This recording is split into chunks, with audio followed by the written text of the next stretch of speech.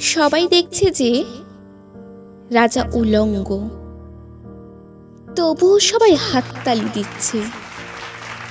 সবাই চেঁচিয়ে বলছে, সাবাস সাবাস।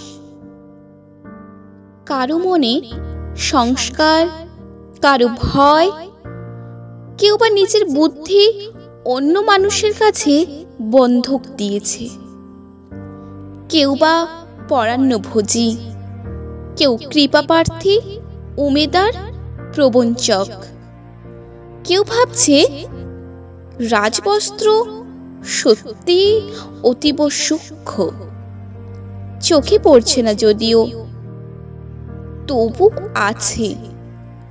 অন্তত থাকাটা কিছু অসম্ভব নয়।